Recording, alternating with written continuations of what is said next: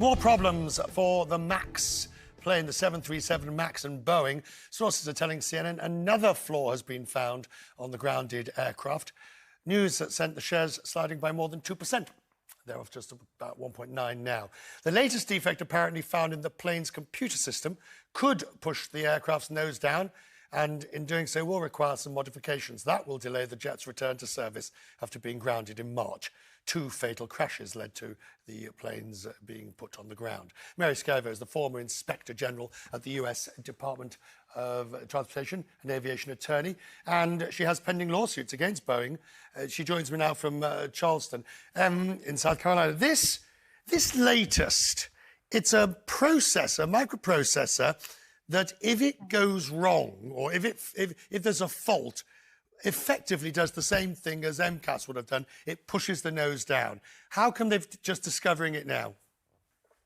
Well, that's a very good question, and it's problematic on many fronts because obviously Boeing was trying to say that it would be a small fix. We would limit the nose down capability of the plane through the MCAS. In other words, put a limit on how far it could push the nose down and how many times it could do that. And so we have yet another problem involved. Now, it wasn't clear exactly which system this microprocessor was in. It could be in the MCAS or it could be another system, but it brings another question to the pilot's ability to really fly this plane. In the end, when all is said and done, we want our pilots to be able to fly out of trouble. And in fact, we put the burden of troubleshooting often on the pilots. But here, if a microprocessor is going to continue to do things that the pilots can't recover from, it certainly shakes the confidence of the plane even after the fix is put in. And what we don't know, of course, is whether or not this fault was a consequential, or this incident is consequential on the other fault, of course, that came, or you know, was it ab initio, or was it always there? But Mary, is this likely to delay the return into service? Because Boeing says they can fix this with a software update. Well, I think it's going to delay it for several reasons. First and foremost, it has made the U.S. Federal Aviation Administration, the aviation regulators, even more skittish because they relied on Boeing in the beginning to certify the MAX 8. And now after Boeing said, well, we'll just put a program in so it'll limit the nose down. And now they find this additional problem. The FAA is already pretty shaky in its reputation, and they've already said they won't even begin testing until at least, I think they said July 8th. I would look for it to be even longer than that.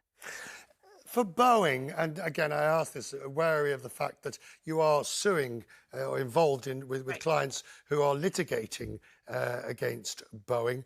I mean, you don't, they obviously will get the plane sorted out, and it will get, you're not going to suddenly scrap 400 planes and all of that.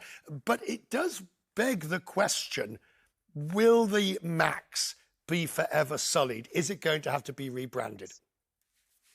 Well, yes, I think it will, and it'll also will be questioned by the pilots, because another issue here is how much more pilot training is needed.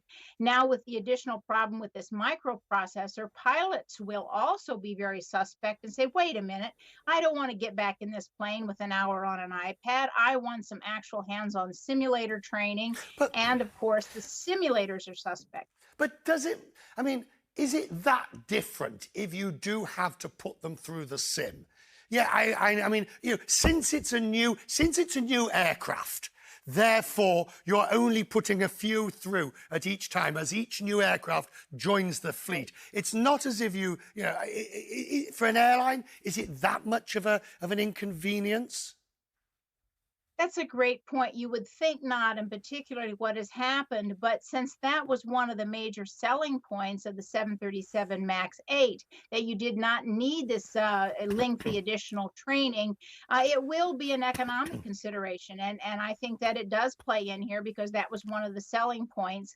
And, you know, certainly passengers, you know, that's the ultimate consumer, of course.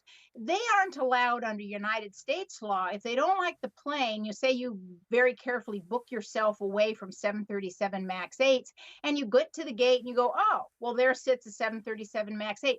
U.S. law allows the carriers to freely swap their equipment. You get a jet plane if you book for a jet ticket, and that's about all you get to choose. So in the end, the passengers won't get a lot of choice, and some of them won't even recognize. But I wouldn't be surprised if the problem doesn't get cleared up soon, that the Right. Boeing Max 8 or 737 Max program might have a new name someday, because it is suspect Right. and sullied now. Mary,